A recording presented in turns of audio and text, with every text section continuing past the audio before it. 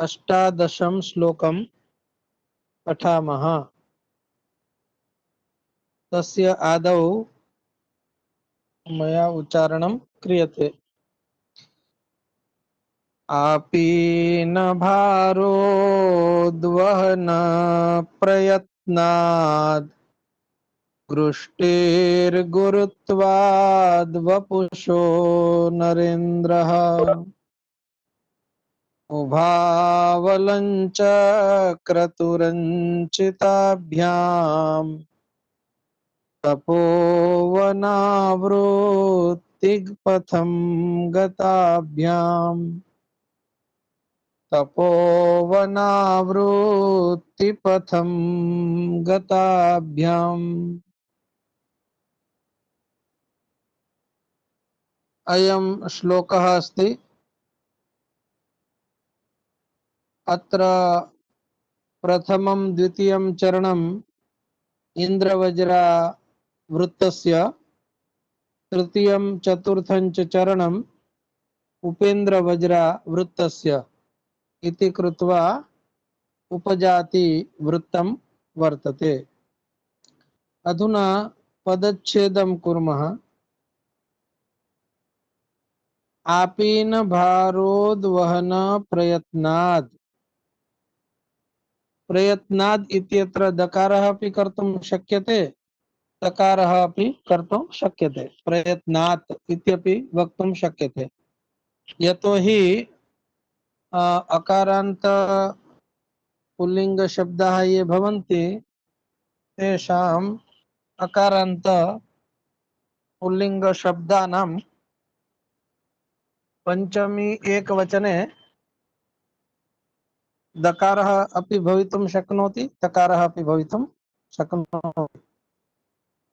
आपीन भारोद्वहन प्रयत्नात् वृत्तस्य छन्दसः एकं चरणं वर्तते, तथैव सम्पूर्णम् एकं चरणम् एकपदात्मकमेव वर्तते इति कालिदासकवेः बहुविध वैशिष्ट्येषु इदमपि वैशिष्ट्यम्। अतः व्यस्तमपि लेखितुं शक्नोति, समस्तमपि लेखितुं शक्नोति। गृष्टिः वपुषः, वपुषो नरेन्द्रः इत्यत्र विसर्ग अकारयोः मिलित्वा ओकारः, वपुषः इति विच्छेदः, पदविच्छेदः भविष्यति। नरेन्द्रः। उभौ अलञ्चक्रतुः, अत्र एचोयवायावः इति सूत्रेण सन्धि, औकारस्य आव आदेशः स्वरे परे। उभौ अलञ्चक्रतुः अंचिताभ्याम्। अलञ्चक्रतुः रञ्चिताभ्याम् इत्यत्र विसर्गस्य रेफः अकारेण साकं सम्मिल्य र इति भवति। पदच्छेदे तु अलञ्चक्रतुः इति रेफस्य विसर्गः भवति, एवं अकारः पृथक् भवति। अंचिताभ्याम् तपोवनावृत्तिपथं गताभ्याम्। अत्र द्वित्रेषु स्थानेषु एव वैशिष्ट्यं वर्तते। विशेषतः अस्मिन् श्लोके पदच्छेद प्रसंगे वयं विसर्गसन्धेः अनेकानि उदाहरणानि द्रष्टुं शक्नुमः। दृष्टिः, वपुषः, अलञ्चक्रतुः एतेषु सर्वेषु विसर्गसन्धेः उदाहरणानि सन्ति। अधुना पदपरिचय मध्ये प्रयत्नात् इति अकारान्त पुल्लिंगस् पंचमी एकवचनं बालात् वनात् इतिवत् भवति। रामात्, बालात्। गृष्टिः, गृष्टिः शब्दः नूतनः वर्तते। नवप्रसूता धेनुः इति अर्थे कालिदासेन एषः शब्दः प्रयुक्तः वर्तते। हलायुधकोशे अस्य वर्णनं वर्तते। गुरुत्वात्, अत्र गुरुत्वं शब्दः, गुरुत्व अकारान्त नपुंसकलिङ्गः शब्दः, तस्य पंचमी एकवचने, यथा प्रयत्नात् इत्यत्रापि पंचमी एकवचनं वर्तते, तथैव अत्र गुरुत्वात् पंचमी एकवचनं वर्तते। अनन्तरं प्रयत्न शब्दः पुल्लिङ्गे वर्तते, गुरुत्व शब्दः नपुंसकलिङ्गे वर्तते। लिङ्गानुशासने एकं भवति नियमः, एकः नियमः अस्ति। त्वान्तं नपुंसकं त्व अन्ते यस्य आगच्छति स शब्दः नपुंसकलिङ्गे भवति। घटत्वं, पटत्वं, बालत्वं, गुरुत्वं, लघुत्वम् इति यत्र यत्र त्व आगच्छति अकारान्त नपुंसकलिङ्गः भवति। वपुषः, वपुः शब्दः वर्तते, शकारान्त नपुंसकलिङ्गोऽयं शब्दः, तस्य षष्ठी एकवचनं वपुषः भवति। पंचमी एकवचनमपि वपुषः भवति, षष्ठी एकवचनमपि वपुषः इति भवति। प्रायेण तत्र हलन्त शब्देषु, व्यञ्जनान्त शब्देषु पंचम्या षष्ठ्याः एकवचनं समानं भवति। यथा करिणः करिणः, आत्मनः आत्मनः, मरुतः मरुतः इति पंचमे षष्ठी एकवचने समानं रूपम्। नरेन्द्रः इति अकारान्त पुल्लिङ्ग प्रथमा एकवचनम्। उभौ, उभौ इति सर्वनाम शब्दः वर्तते, द्वयोर्वाचकः, एवं च तस्य प्रथमा द्विवचनम् इदं वर्तते। उभ शब्दः नित्यं द्विवचनान्तः वर्तते, अतः प्रथम एकवचनं बहुवचनं च न भवति अस्य शब्दस्य, नित्यं बहुवचनान्त एव एषः शब्दः प्रयुज्यते। उभौ, उभौ, उभाभ्याम्, उभाभ्याम्, उभाभ्याम्, उभयोः, उभयोः संबोधनमपि न प्रायेण न भवति। अलञ्चक्रतुः, अलञ्चक्रतुः, अलम् इति अव्ययं वर्तते, तेन सह कृ धातुः, एवं च लिट् लकारः, चकार चक्रतुः चक्रुः इत्यत्र प्रथम पुरुष द्विवचनं वर्तते। अंचिताभ्याम, अंचु धातु गति अर्थकः, तस्य भूतकाले त प्रत्ययः भवति, तृतीया द्विवचनं वर्तते। अंचिताभ्याम, गताभ्याम इत्यस्य विशेषणमिदम्। तपोवनावृत्ति पथम अकारान्त पुल्लिङ्गः वर्तते, तपोवनावृत्ति पथः, पथः, पथौ, पथः इति भवति। समासे यदा पथिन शब्द आगच्छति तदा समासांत समासांत प्रत्यय होता है। तो समासांत प्रत्यय होने के कारण ये अकारांत हो जाता है ये शब्द।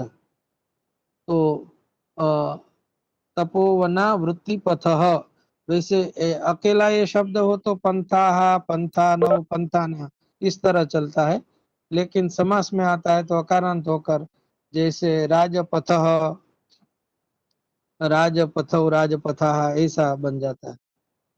रुक् पूरब्धो पथाम अनक्षे इति। गताभ्याम, तो गम धातु है, भूतकाल का त प्रत्यय है, और गतम शब्द बना गति अर्थक, गमन अर्थक, गमन। और गताभ्याम गमन से, दो गमन से, दोनों, दो गमन कौन, दो गति से। दो गति किसकी है, तो एक गति है वो है राजा दिलीप की, और दूसरी गति है वो है धेनु की। गाय भी जा रही है वापस, और राजा दिलीप भी जा रहे हैं आश्रम की ओर, लौट रहे हैं वापस। तो दोनों की गति के लिए गताभ्याम शब्द रहा है। गताभ्याम माने गतियों से, दो गतियों से, एक गाय की गति और एक राजा दिलीप की चाल, दोनों की चाल से। और अंचित शब्द है वह सुंदर के अर्थ में, सुंदर गति से, सुंदर गति से, ये बताया।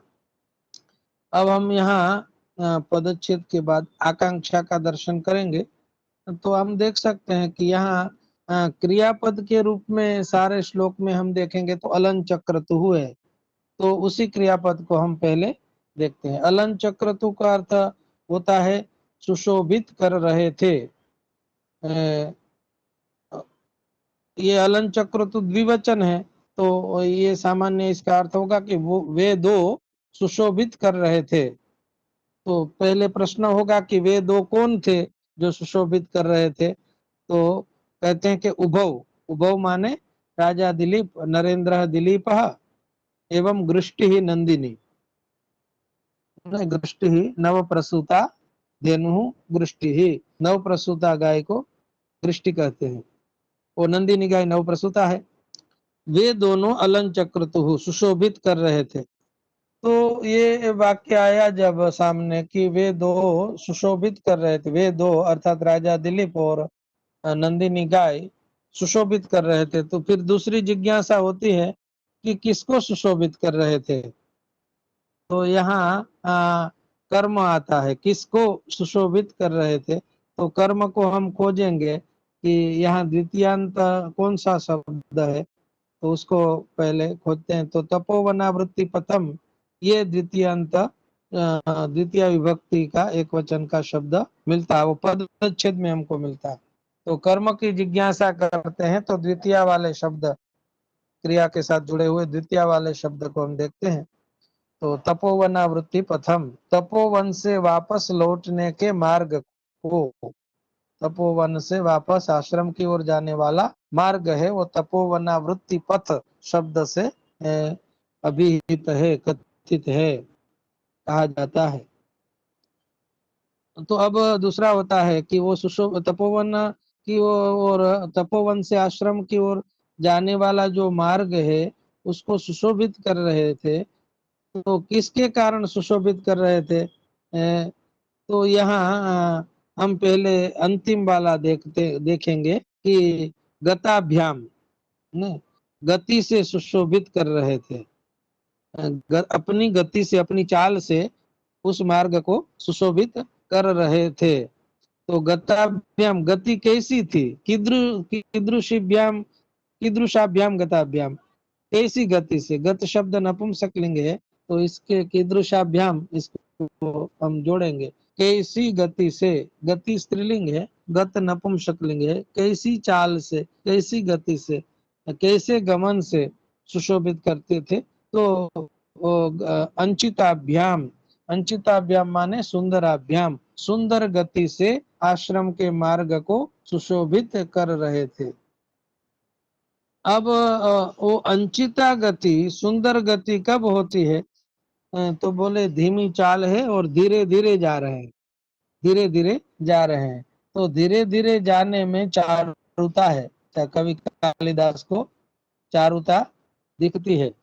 तो धीरे धीरे क्यों जा रहे थे दोनों, दोनों की गति धीरे थी, इसका कारण बताते हैं। तो उसमें ये राजा दिलीप है, उनका जो शरीर है वो बड़ा है, भारी है, वपुषः गुरुत्वात्, गौरवात, शरीर में उनको गुरुता है, माने वजनदार शरीर है, गुरु शरीर है, बड़ा शरीर है, इसलिए वो धीरे चल रहे थे। और गुरुष्टि नंदिनी गाय है, उसके आंचल में दूध भरा है, और दूध से भरा हुआ बड़ा आपिन है, आपिन माने गाय के आंचल जो चार होते हैं, उनके भार को उद्वहन करने का वो प्रयत्न कर रही थी। ने तो गाय जो नवप्रसूता धेनु होती है और वह सुबह से बाहर है और शाम को संध्या समय आश्रम की ओर लौट रही है, तो अपने बछड़े की स्मृति से उनका जो आंचल है ना, आव है, गुजराती भाषा में आव बोलते हैं, संस्कृत में इसको आपिन अथवा उदस बोलते हैं, उदस न, उदस माने गाय का दूध, आंचल वाला जो दूध का भरा हुआ अंग है उसको आपिनम अथवा उदह ऐसा बोलते हैं। उदह पयस की तरह चलता है, पय पयसी पयांसी, उदह उदसी उदांसी, आपिनम नपुंसकलिंग चलेगा।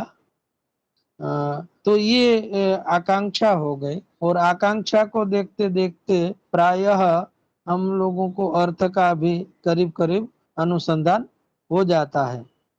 तो अब हम अन्वय देखते हैं कि क्रियापद था अलं चक्रतु, ये द्विवचन वाला है, इसलिए इसके एक करता है गृष्टि ही और दूसरे करता है नरेंद्र, तो ये दोनों मिलकर हो गए उभव, और उभव को अलं चक्रतु के कर्ता बनाएंगे। गृष्टि ही आपीन भारोद्वहनात्, नरेंद्र वपुषः गुरुत्वात्, अंचिताभ्याम गताभ्याम तपोवनावृत्ति पथम अलं चक्रतु, उभव वे दोनों, गृष्टि नरेंद्रश्च, गृष्टि माने गाय, नरेंद्र माने राजा दिलीप। उसमें एक जो गाय है वो आपीन भार के उद्वहन के प्रयत्न से, अपने ऊध के भार को ढोने का प्रयत्न, उनको बहुत परिश्रम करना पड़ता था। तो ताजी ब्याई हुई गाय होती है वो धीरे धीरे चलती है, उसका आव जितना बड़ा होगा गति उसकी बहुत धीरे धीरे होगी। और राजा दिलीप का शरीर भी वपुष है, वो बड़ा है, गुरु है, इसलिए वो भी धीरे धीरे जा रहे हैं। तो इस श्लोक से ये प्रतीत होता है कि राजा दिलीप का शरीर है, अंग है, वह स्थूल था, वजनदार था, भारी था। अब एक एक पद के अर्थ को देखेंगे।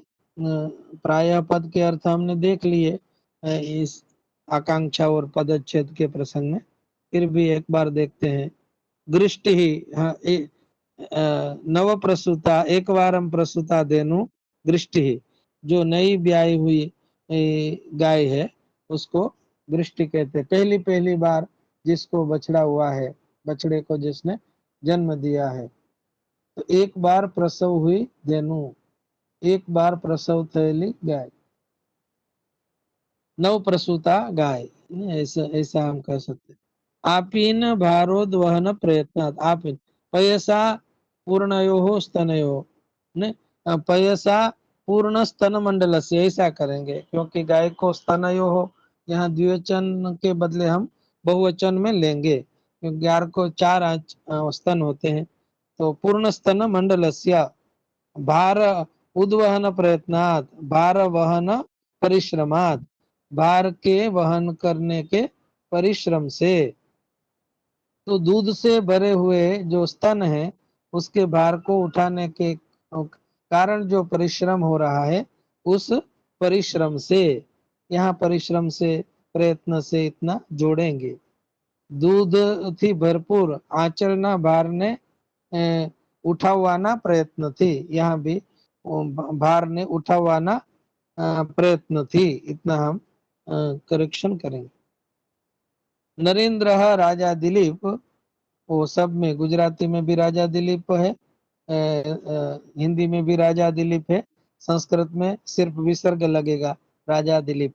वपुषः शरीर से, शरीर के, गुरुत्वाद यहाँ बलशालित्वाद लिखा है, और हम गुरुत्वाद का अर्थ गौरव ऐसा भी करेंगे, गौरवाद है ना।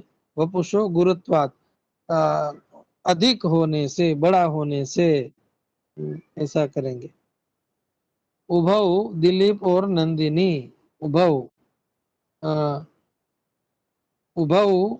अब यहाँ भी थोड़ा एक देखेंगे हम कि उभव कहेंगे तो इसका दिलीप नंदिनियों को हम उल्टा देंगे, नंदिनी दिलीपव करेंगे। क्यों ऐसा करेंगे? क्योंकि उभव शब्द है वो पुल्लिंग में रखा है, तो हम भी द्वंद्व समास करेंगे, तब पुल्लिंग वाला शब्द है वो बाद में लेंगे।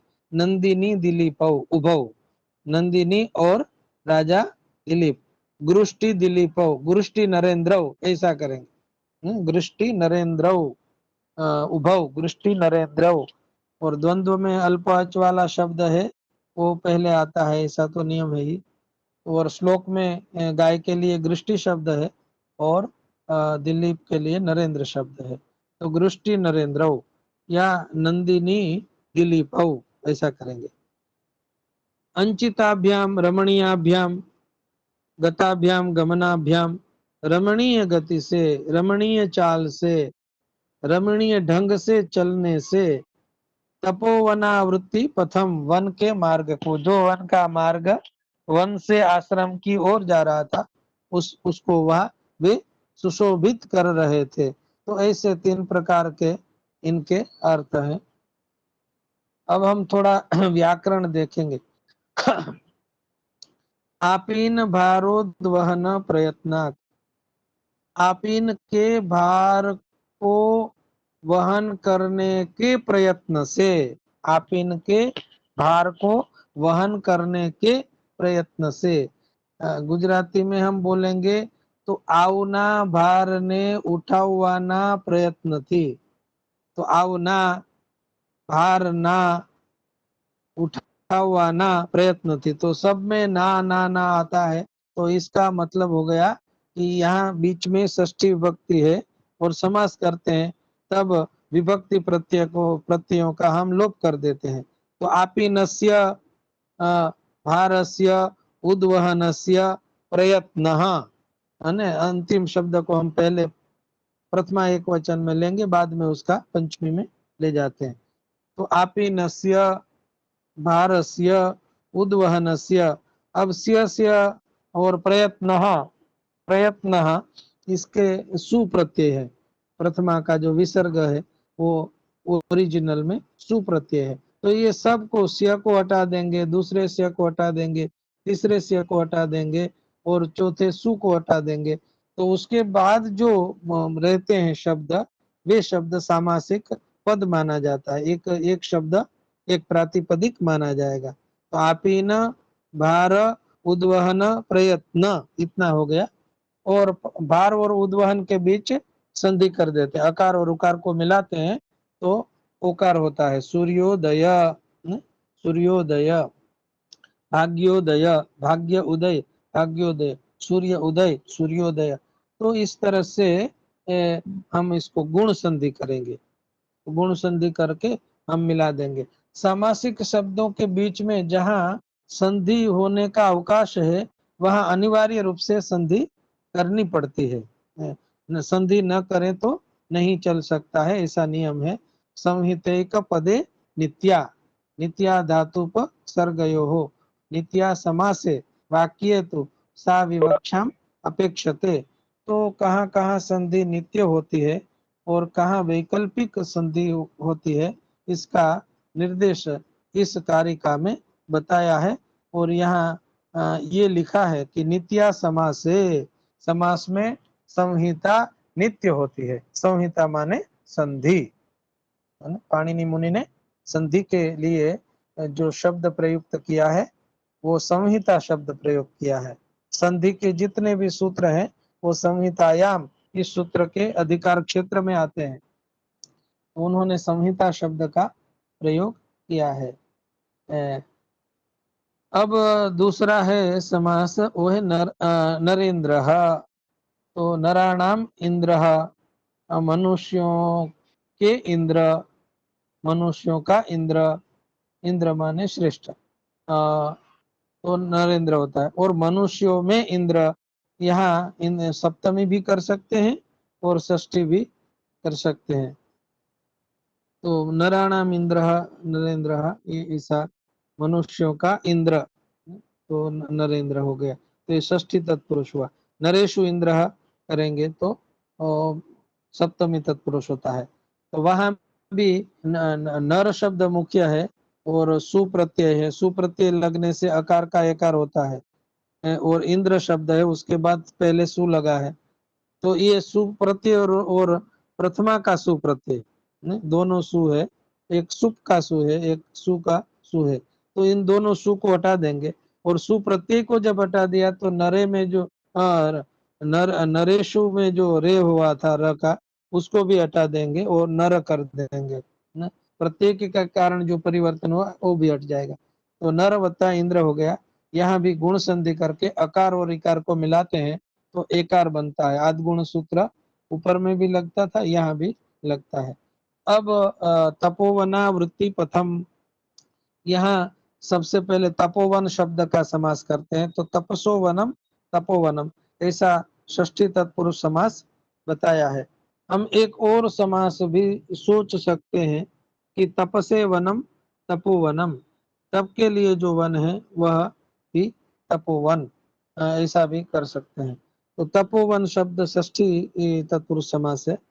तपोवनाद आवृत्ति ही, तपोवनावृत्ति ही, तपोवन से आने का, आवृत्ति माने आने का, पीछे लौटने का, तो तपोवनावृत्ति ये पंचमी तत्पुरुष हो गए, तपोवन से आने का। तो हम जब अर्थ घटन करते हैं तो पंचमी वाला अर्थ निकलता है, तो उसको इकट्ठा किया है समास में, तो पंचमी तत्पुरुष है। तपोवनावृत्ते है पंथाहा, तपोवन से आने का मार्ग, आवृत्ति का मार्ग, तो ये षष्ठी तत्पुरुष है।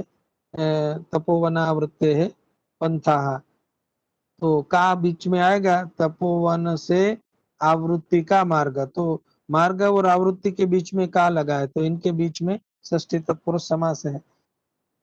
तो ये हो गया तपोवन में षष्ठी तत्पुरुष, फिर तपोवन और आवृत्ति में पंचमी तत्पुरुष, और तपोवन आवृत्ति और पंथा में षष्ठी तत्पुरुष। तो कई समास एक पद में आते हैं, और समास होने के कारण पंथा शब्द है, पतिन शब्द, उसको अकारांत बन गया। रुक पूरब दो पथा मनक्ष, ये सूत्र आया था। अब तो संधि यहाँ जो बताए हैं, तो हम पदच्छेद करते वक्त देखा था, गृष्टिर गुरुत्वाद, ये विसर्ग संधि हो जाएगी, दृष्टि गुरुत्वाद। और गुरुत्वाद वपुषः में दकार का तकार निकलेगा और वपुषः अलग पड़ेगा, तो गुरुत्वाद वपुषः, त का द हो गया, गुरुत्वाद वपुषः, गुरुत्वाद वपुषः। परवसाने और विसर्ग हो गया, वावसाने, फिर चर तो हो गया उसका। गुरुत्वाद वपुषः के बीच में जलाम जशोन्ते से तकार का दकार होगा। उभावलन चक्र तो हमने पदच्छेद के समय भी देखा था, यहाँ औ का आव हुआ है एचोवाया वह सूत्र से। अलन चक्र तो अंचिताभ्याम, विसर्ग का र का विसर्ग होता है, और फिर पद इकट्ठे करते हैं तो ये फिर से रेप बनेगा, अलन चक्र तुरंचिताभ्याम, तो विसर्ग संधि है। और अयादि संधि कह सकते हैं, अयादि संधि, एचो यवायावा सूत्र से जो संधि बनती है उसको हिंदी में या गुजराती में अयादि संधि ऐसा बोलते हैं। नरेंद्र, नर इंद्र, गुण संधि हो गए। तपोवन आवृत्ति में स्वर्ण दीर्घ संधि है, तपोवन और आवृत्ति अ प्लस आ मिलकर आ होता है। तो ये प्रमुख संधि जो स्वर विसर्ग संधि है, गुण संधि है, दीर्घ संधि है, इनका सबका यहाँ उदाहरण हमें प्राप्त हो जाता है। छंद का चिंतन हमने किया था कि ये उपजाति छंद है। अलंकार देखेंगे तो अलंकार यहाँ धेनो रागनस चारुगमनस्य कारणमुक्तम, और चारुगमन धीरे धीरे सुंदर रीत से जा रहे थे, तो क्यों ऐसा चल रहे थे, तो उसका कारण बताया कि गुरुत्व था और आपिन भार को उद्वहन करने का प्रयत्न करना पड़ रहा था गाय को, और राजा का शरीर गुरु था, बड़ा था, भारी था, वजनदार था, तो इसके कारण वो धीरे धीरे जा रहे थे। तो जो चारु गति है, धीरी गति है, धीमी गति है, इसका कारण निर्दिष्ट किया है, इसलिए काव्य लिंग अलंकार यहाँ हुआ है। यहाँ थोड़ा व्याकरण भी दिया है कि क्रू धातु है, उसके उभय पद गण है, क्रुई करण है, उभय पदी वादी गण है। यहाँ थोड़ा करेक्शन करना है। करेक्शन ये है कि ये वादी गण नहीं, इसको तनादि गण में क्रू धातु आएगा, 8वें गण में, और अलम शब्द के साथ भी इसको हम लगाकर बोल सकते हैं। तो सभी क्रियापदों के जो रूप हैं हम क्रू धातु के करेंगे, उसमें अलंग अलम लगाएंगे तो अलंग करोति, अलंग कुरुतः, अलंग कुर्वन्ति वगैरह रूप बन जाएंगे। और स्वीकरोति ऐसा लगाएंगे ची प्रत्यय का, तब भी स्वीकरोति, स्वीकुरुतः, स्वीकुर्वन्ति ऐसे रूप बनेंगे। पुरस्करोति ऐसा करेंगे तो पुरस्करोति, पुरस्कुरुतः, ऐसे अव्ययों को लगाने से भी जैसे उपसर्ग को लगाकर क्रियापद के रूप बनते हैं, ऐसे अव्ययों को लगाकर भी क्रियापद के रूप में वैविध्य आता है। तो यहाँ सारे लकार दिए हैं, विशेष जिज्ञासा में हम ये पढ़ सकते हैं। ये संजीवनी टीका है मल्लिनाथ जी कृत, ये हमने भावार्थ में पूरा ले लिया। यहाँ देखिए, गृष्टि ही सकृत प्रसूता गौ, एक बार ब्याही हुई गाय को गृष्टि कहते हैं। तो इस तरह से ये श्लोक यहाँ पूरा हुआ है। गुरुजी खाली श्लोक बताओ ने, एक फोटो पाड़વો છે શ્લોક નો।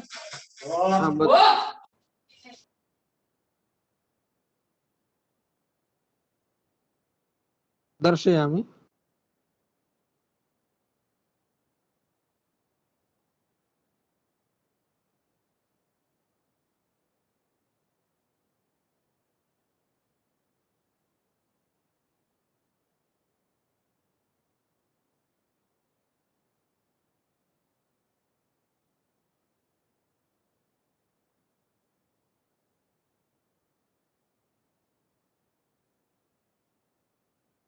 हाँ, दृश्यते श्लोकः। દૃશ્યતે. हाँ हाँ એનો એ જ શ્લોક છે સર, એનો એ જ શ્લોક છે. હા, ઓકે, એ એમને ઓકે. ફોટો પાડવો હતો ને એટલે ફરીને બતાવ્યો થઈ એકવાર. ગયું. હા, હવે ગુરુજી ચેન્જ કરશે ધન્યવાદ. આપણે। ધન્યવાદ ગુરુજી, થઈ ગયું. હા જી। તો એ શ્લોક છે ને, પતી ગયો ને તો. હા હા, હવે આપણે બીજો લેશું।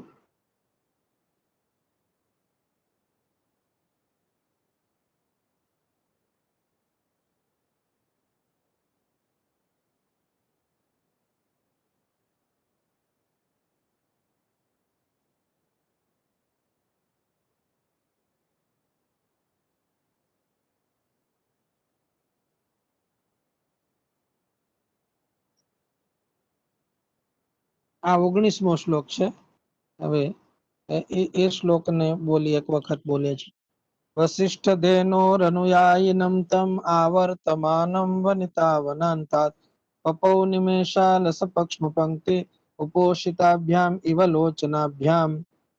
તો અહીંના પદચ્છેદ આપણે જુદા પાડીએ તો વસિષ્ઠ ધેનો અનુયાયિનમ વિસર્ગ સંધિ વાળો, તમ આવર્તમાનમ મ અને આ જુદા પાડ્યા, વનિતા વનાંતા જેમ છે તેમ જ રહેશે, પપૌ જેમનું છે તેમનું જૈસે હે વૈસે रहेगा, નિમેષા લસ પક્ષ્મ પંક્તિ વિસર્ગ સંધિ છૂટી પડી, ઉપોષિતાભ્યામ મ અને ઈ ને છૂટા પાડ્યા, ઇવ લોચનાભ્યામ તો मोटे भागे म ने स्वर ने छूटा पाड़िया छे, म और स्वर को अलग किया है और विसर्ग को अलग किया है, स्वर से अलग किया है। तो यहाँ मकार और विसर्ग का ही विशेष रूप में पदच्छेद में संधि दिखाई पड़ती है। वशिष्ठ देनो षष्ठी एक वचन है, अनुयायिनम ये इनंत पुल्लिंग है, द्वितीय का एक वचन है। तम शब्द कई बार तम तेन ये आते हैं तो ये तत्पुरुष तत्शब्द के पुल्लिंग का द्वितीय एक वचन है। आवर्तमानम मानम मानम शब्द आता है वो अकारांत पुल्लिंग वाला है, द्वितीय एक वचन। आकारांत स्त्रीलिंग वनिता शब्द है, प्रथमा एक वचन का है ये। वनांतात ये अकारांत पुल्लिंग है या नपुंसकलिंग लिखा है, नपुंसकलिंग भी हो सकता है अंत शब्द, लेकिन पुल्लिंग में ज्यादा प्रसिद्ध है तो पंचमी एक वचन पुल्लिंग का है। वनांतः अंतः, अंतः शब्द पुल्लिंग में हम ज्यादातर प्रयुक्त करते हैं। पपौ आगे भी ये बभौ धातु आए थे उसी स्टाइल का ये पा रक्षण कर पीने के अर्थ वाला पपौ धातु है। पपौ पीने, पाप आने का लिट लकार है और प्रथम पुरुष एक वचन के रूप है। निमेषा लस पक्ष्म पंक्ति, पंक्ति शब्द इकारांत स्त्रीलिंग है और यहाँ प्रथमा का एक वचन है। उपोषिताभ्याम अकारांत नपुंसकलिंग, तृतीया का द्विवचन है। ये लोचनाभ्याम का विशेषण के रूप में आया है, इसलिए हम इसको नपुंसकलिंग मानेंगे। इव ये उपमावाचक शब्द है, वो बार बार कालिदास कवि के काव्य में मिलते हैं। और लोचनाभ्याम दोनों आंखों से, अकारांत नपुंसकलिंग लोचन शब्द है, लोचनम लोचने लोचनानी, इसका द्वितीय का ये तृतीया का ये द्विवचन है। लोचनाभ्याम, वनाभ्याम, नेत्राभ्याम, ये शब्द सब नपुंसकलिंग में आएंगे।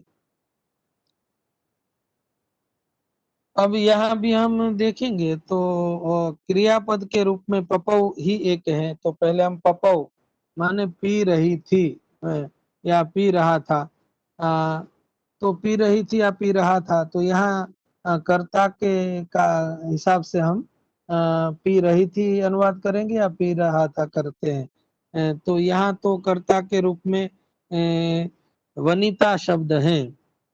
प्रथमांत शब्द यहाँ देखेंगे तो वनिता शब्द है और निमेषा लस पक्ष्म पंक्ति ही ये शब्द है।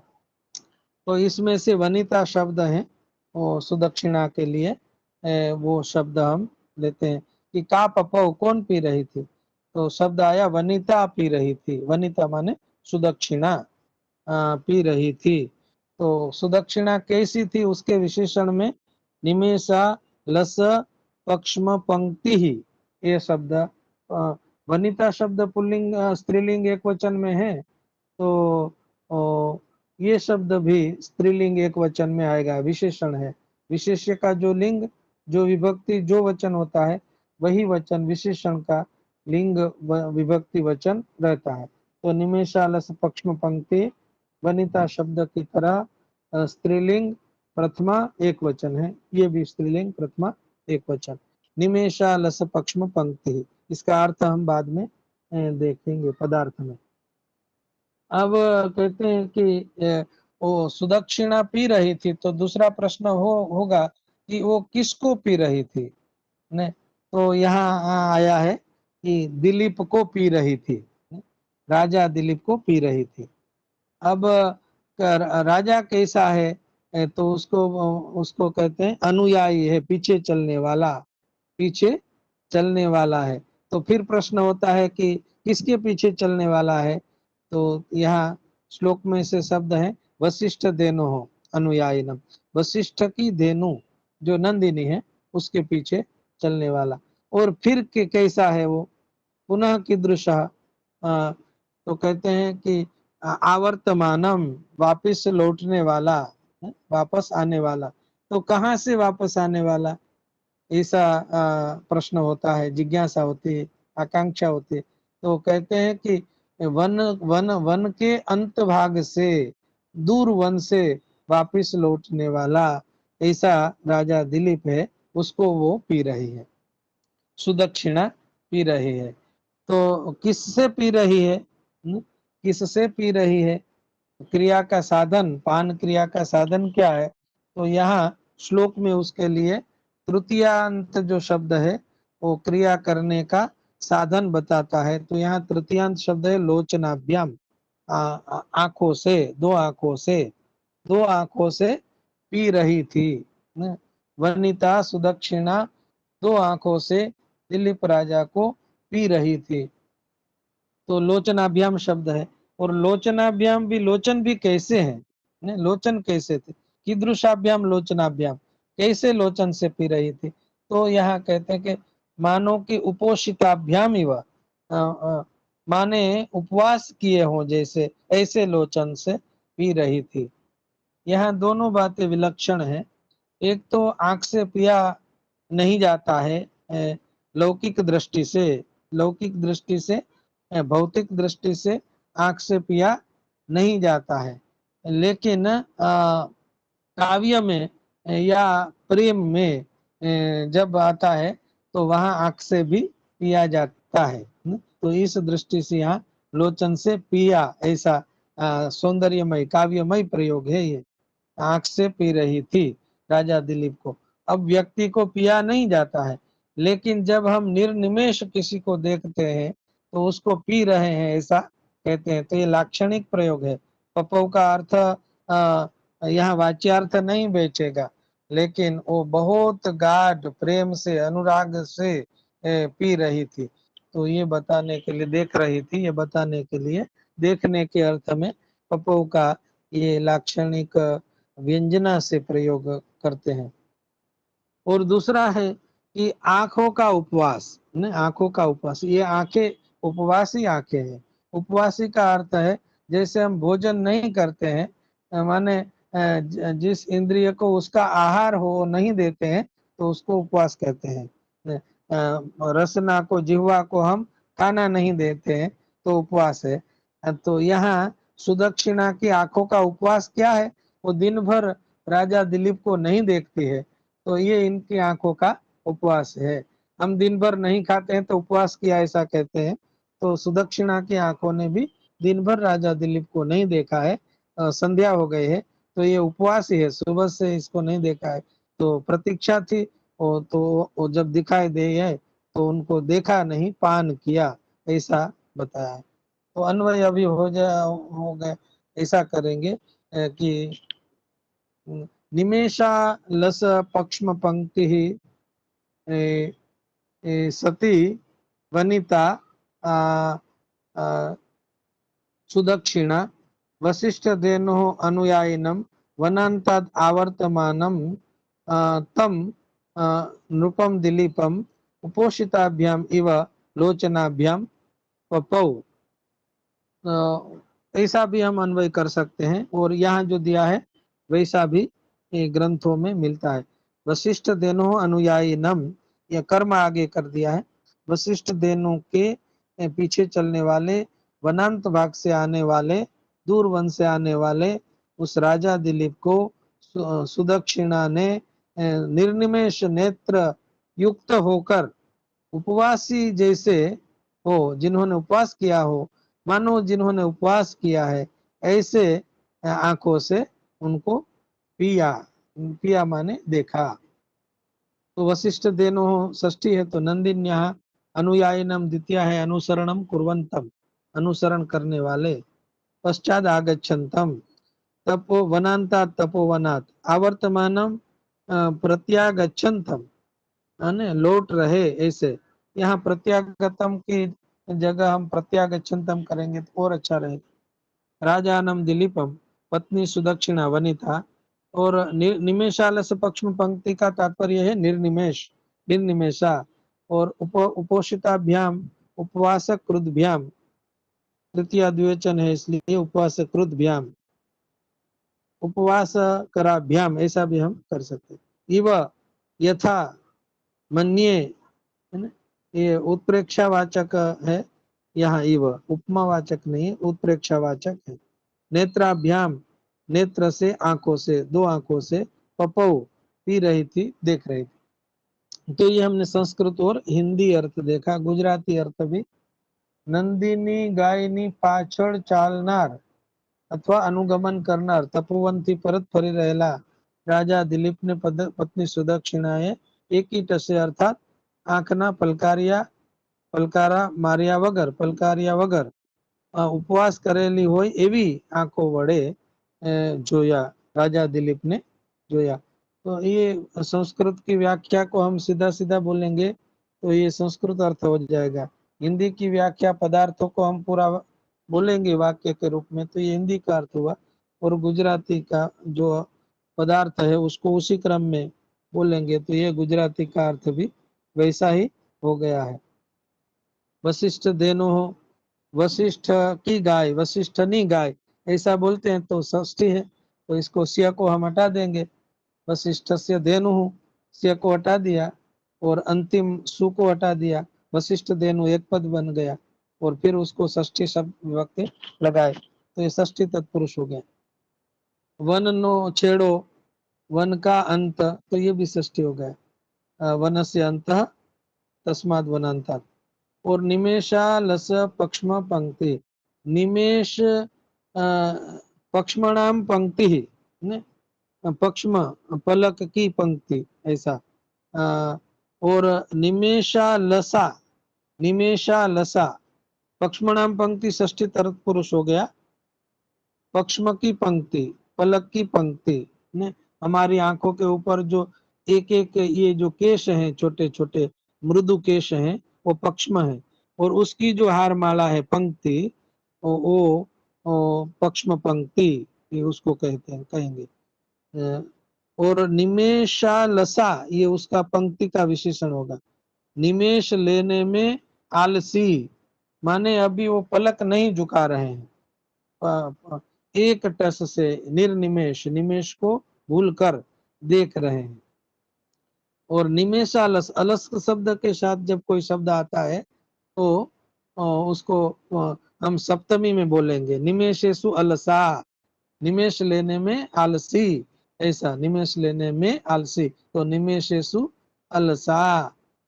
कर्मालसा कर्मसु अलसा कर्म अलसः कार्यालसः कार्ये अलसः। तो अलस शब्द के साथ कारक विभक्ति सप्तमी लगती है, ये भी हमें यहाँ से पता चलता है। वशिष्ठ देन और अनुयायिनम, अनुयायिनम विसर्ग संधि हो गई। तम आवर्तमान म को आ से अलग किया, यहाँ और कोई संधि नहीं है, वर्ण सम्मेलन है। निमेषा लस पक्ष्म पंक्ति ही उपोषिताभ्याम, तो वहां भी पंक्ति और उपोषिताभ्याम में विसर्ग संधि, और उस उपोषिताभ्याम इव में सिर्फ वर्ण सम्मेलन है। छंद तो पूर्व की तरह है। यहाँ विशेष कृदंत के शब्द दो दिए हैं, समझाए हैं। अनुयायी, अनुयायीन शब्द बनता है, या धातु को लेकर इन प्रत्यय ऋण प्रत्यय लगाते हैं, वो कृदंत का है। माने जिसका स्वभाव ऐसा है क्रिया करने का, ऐसा बताने के लिए ऋणी प्रत्यय होता है। अनुयायी माने पीछे चलने का जिसका स्वभाव है, नेचर है। गाय के पीछे चलने का जिसका नेचर है, तो अनुयायी। अनुयाति तच्छिलो अनुयायी, अनुयाति पीछे चलता है, ऐसा जिसका शील है वह अनुयायी। ऐसे ऋणी प्रत्यय ताच्छिल्य अर्थ में प्रयुक्त होता है। आ उपसर्ग है, वृत्त धातु है और शानच प्रत्यय है, तो उसको आवर्तमान ऐसा बता। आत्मनेपद वाची धातु है, उनको वर्तमान कृदंत में आन मान लगते हैं, और परस्मैपदी है उनको अत लगता है। एधमान, लभमान, पचमान, ये सब मान वाले हैं, वो आत्मनेपदी हैं। और गच्छत, पठत, वदत ऐसे शब्द बनेंगे वर्तमान कृदंत में, वो सभी परस्मै पद वाले हैं। अलंकार यहाँ उत्प्रेक्षा है। वो मानो के आंखों आंखें उपवासी हैं, तो आंखें वैसे उपवासी होती नहीं है, लेकिन उसको हम उत्प्रेक्षित संभावना करते हैं, ऐसी धारणा करते हैं, मान्यता करते हैं, शंका करते हैं, उत्प्रेक्षा करते हैं। ऐसा हम सोचते हैं कि उन्होंने उपवास किया है, वास्तविक रूप में वो होता नहीं है, लेकिन हम कल्पना से ऐसा सोचते हैं। तो उपमा और उत्प्रेक्षा में इतना अंतर है कि उपमा में जिसके साथ हम तुलना करते हैं वो पदार्थ वास्तविक में होता है, यहाँ नहीं होता है। तो इस तरह यहाँ ये उत्प्रेक्षा अलंकार बताया। पा धातु है, चलो पा धातु है, पा गुरुजी धातु है। અલંકારની સાઈડ, हाँ ગુરુજી અલંકારની સાઈડ શું કઈ દબાઈ છે થોડી, આખી દેખાતી નથી. अच्छा, हाँ ये हमारा में भी दबाई છે, નથી આવતી। हाँ तो ઓકે ગુરુજી, કોઈ વાંધો. ત્યાં છે ને નીચે જે લખ્યું છે હું બોલી દઉં છું। સંભાવના મથોત્પ્રેક્ષા પ્રકૃતસ્ય એટલું તો વંચાય છે। ત્યાં એક આગળ પરેણ યત એટલું જોડવાનું છે, પરેણ યત। સંભાવના મથોત્પ્રેક્ષા પ્રકૃતસ્ય પ્રકૃતેન પરેણ યત। સમયેન યત. हाँ हाँ, प्रकृतस्य समेन यत या परेण। हाँ हाँ, प्रकृतस्य समेन यत करो या परेण यत। काव्य प्रकाश જી और જી गुरुजी, काव्य प्रकाश और साहित्य दर्पण में थोड़ा સાહિત્ય દર્પણ. अंतर, हाँ, थोड़ा अंतर है। જી જી साहित्य दर्पण होगा तो परेण होगा, और काव्य प्रकाश में होगा तो समेन ये होगा। प्रकृत माने उपमेय और पर माने उपमान। प्रकृतस्य परेण उपमानेन संभावना, कल्पना।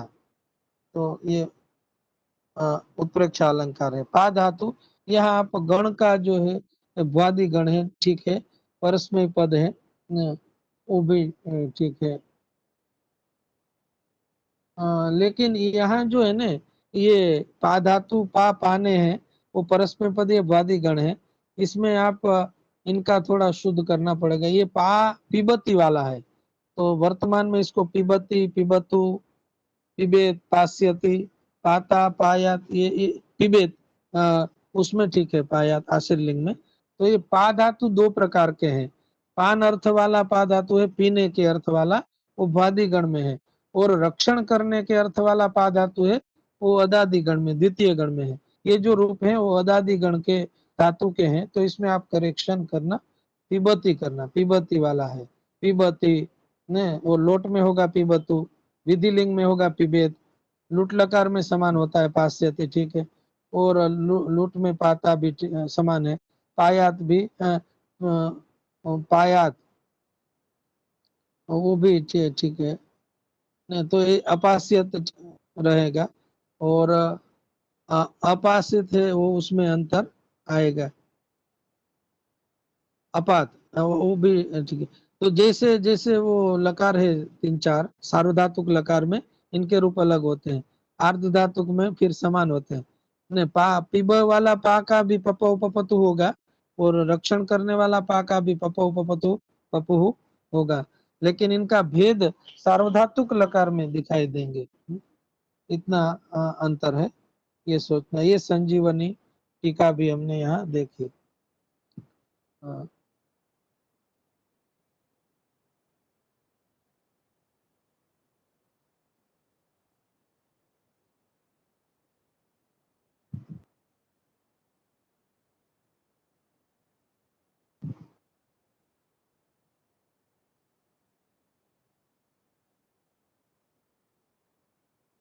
एक श्लोक दिखाएं, अन्वय दिखाएं उसका, अन्वय पिछले श्लोक का। हाँ, पिछले श्लोक का अन्वय तो देख लिया हम लोगों ने। पिछले श्लोक का अन्वय मैं बोल देता हूँ, अभी आप देख लीजिए, क्योंकि मैं इसमें स्लाइड में से मुझे पीछे फिर और खोलना पड़ेगा। मैं बोलता हूँ, वशिष्ठ धेनोः अनुयायिनं वनान्ताद् आवर्तमानं तम, काउंस में लिखेंगे नृपम दिलीपम, वनिता निमेषालस पक्ष्म पंक्ति सती उपोषिताभ्याम इव लोचनाभ्याम पपौ, ये ऐसा अन्वय करेंगे। यहाँ सती शब्द जोड़ेंगे तो वनिता के बाद निमेषालस पक्ष्म पंक्ति ही सती ऐसा बोल सकते हैं, अथवा विशेषण के रूप में उसको आगे भी ले सकते हैं। निमेषालस पक्ष्म पंक्ति ही वनिता उपोषिताभ्याम इव लोचनाभ्याम पपौ। अब हम निमेषालस पक्ष्म पंक्ति और वनिता को सबसे आगे भी कर्ता के रूप में लेकर अन्वय कर सकते हैं। तो ऐसे अन्वय में जो वक्ता है उसकी विवक्षा के आधार रखता है। संस्कृत में कभी कभी वाक्य रचना है तो उसमें हम कर्ता कर्म क्रियापद के क्रम को इधर उधर भी करते हैं, तब भी अर्थ में कोई अलग नहीं होता है, अर्थ समान ही रहता है। लेकिन यहाँ जो टीकाकार हैं, हमारे पास डॉक्टर कृष्णमणि त्रिपाठी जी की जो व्याख्या है उसमें उन्होंने द्वितीयांत वाला पहले भाग लिया, बाद में कर्ता लिया है। और मल्लीनाथ जी ने भी टीका जो कि संजीवनी, उसमें भी वशिष्ठ धेनु अनुयायनम वाला भाग है वो पहले लिया है, इस तरह अन्वय किया है। और मल्लीनाथी का ही अनुसरण करके ग्रंथकार ने टीका लिखी है। और यहाँ भी हमने स्लाइड में ये मल्लीनाथी टीका के आधार पर अन्वय लिखा है, लेकिन वनिता को पहले भी ले सकते हैं। अब हम ये श्लोक बोलते हैं, पुरस्कृता वर्तमनि धन्यवाद जी, धन्यवाद जी, धन्यवाद। हाँ धन्यवाद। अभी 7 बज गए हैं तो हम आज इतना ही रखें। ये श्लोक भी आप जो है अपने हिसाब से इसको करें। इसका मैं इससे थोड़ा अर्थ हिंदी में बता देता हूँ कि गाय को लेकर जब राजा दिलीप लौट रहे थे वन से आश्रम की ओर, तब गाय को आगे आगे करके पीछे स्वयं चलते थे, ऐसा तो आगे के श्लोक में भी आ गया। और जब आश्रम के पास पहुंचे तो राजा यहाँ पार्थिव शब्द का प्रयोग किया है। पार्थिव पृथ्वी के ईश्वर, पृथ्वी के पालक राजा दिलीप, उसकी धर्म पत्नी सुदक्षिणा, वो सुदक्षिणा उसका स्वागत करने के लिए प्रत्युत गमन करती, उसके सामने आगे जाती है स्वागत करने के लिए। तो दृश्य ऐसा हो गया कि गाय है, गाय के पीछे दिलीप है, और गाय के आगे स्वागत करने के लिए खड़ी है सुदक्षिणा जी। तो आमने सामने सुदक्षिणा जी और गाय हैं, और गाय के पीछे दिलीप राजा है। तो यहाँ 3 हो गए, एक सुदक्षिणा, दूसरे गाय और तीसरे राजा दिलीप। तो ये दृश्य ऐसा लगता था कि सुदक्षिणा है वो रात्रि है और राजा दिलीप है वो दिन है, और नंदिनी गाय है वो दोनों के मध्यगत बीच में रहने वाली संध्या है।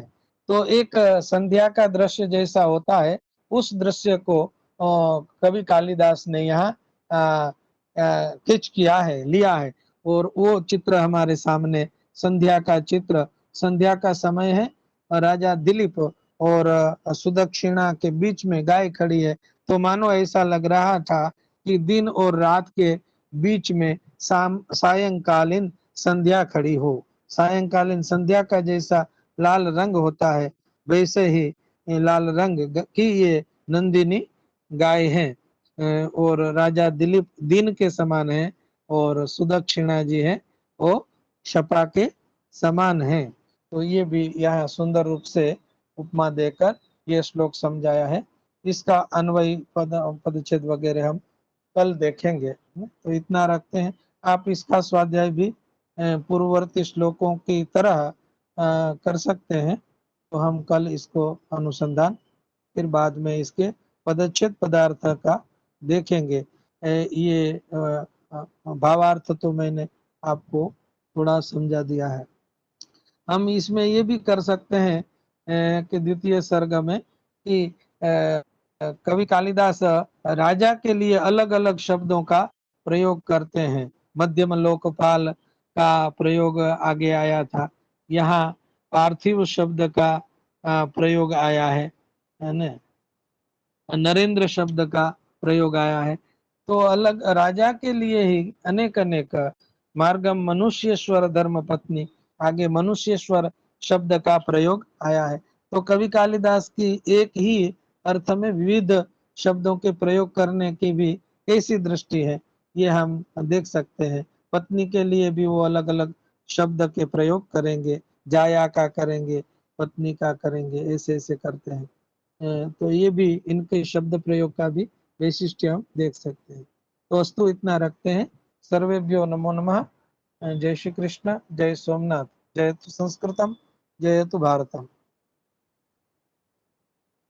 હેલો હા हाँ जी, સર પેલું આપણે જે એટલે આગળ જે લલિત સર વાળું જે હતું પીડીએફ ને કઈ મળ્યું નથી.